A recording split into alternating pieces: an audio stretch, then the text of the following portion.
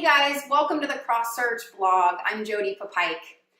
I have been remiss in making a video for a while because, as you can imagine, with all of the craziness and all the acquisitions that have been happening lately, we've been extremely busy. But I really wanted to make it a priority today to reach out to you guys and give you some information about some things that we've been seeing with all the consolidation happening. And a lot has been said about our shrinking independent broker-dealer space. There's been a lot of stories written about it. I've talked a lot about it.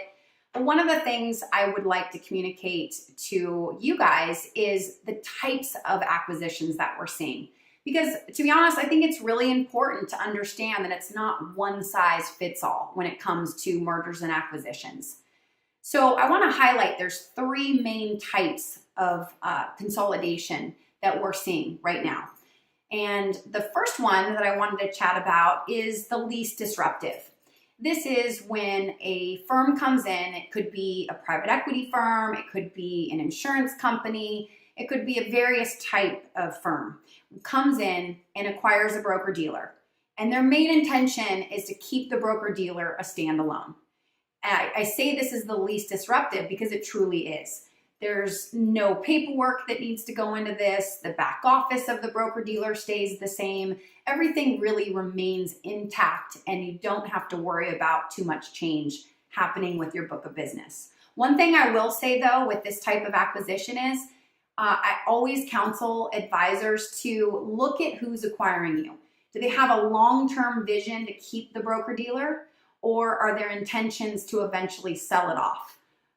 Because we've seen that happen. So it's more, when this happens, it's more the long-term who's now owning you as opposed to, oh my gosh, what's happening? What do I need to do? What's happening with my book of business?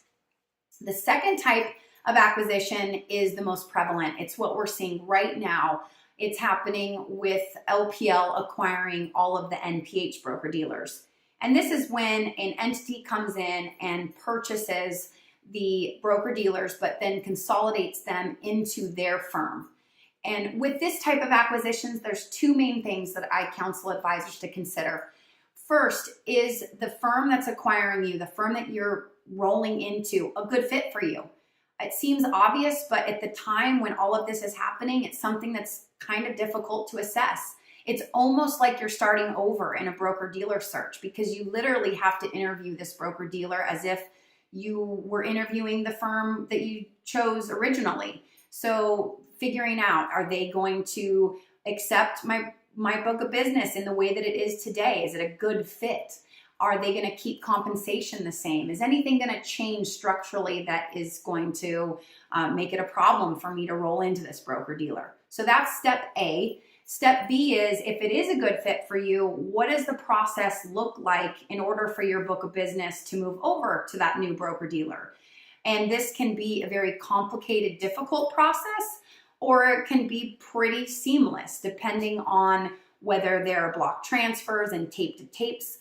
A lot of times advisors need to look into, does their data and their CRM flow over to the new broker-dealer? There's a lot of little nuances that I really encourage advisors to look into to make sure they understand every step of the way. What does that conversion process look like? And the third type of consolidation, we don't see it as much. It's not a firm being acquired, but it is creating consolidation, and that is when a firm goes out of business.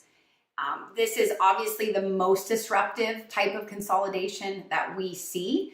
It typically happens very fast, and in a lot of cases, there's not enough time to get another firm involved to take over a book of business or the back office of that firm. So literally overnight, your firm could be out of business. Now, again, I want to stress that this doesn't happen very often, but when it does happen, it's very disruptive in the sense that an advisor's faced with, again, overnight, figuring out where they need to take their book of business.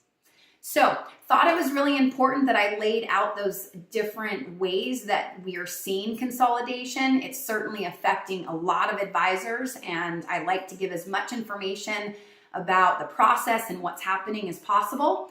So, thank you so much for listening, and I look forward to seeing you really soon. Bye-bye.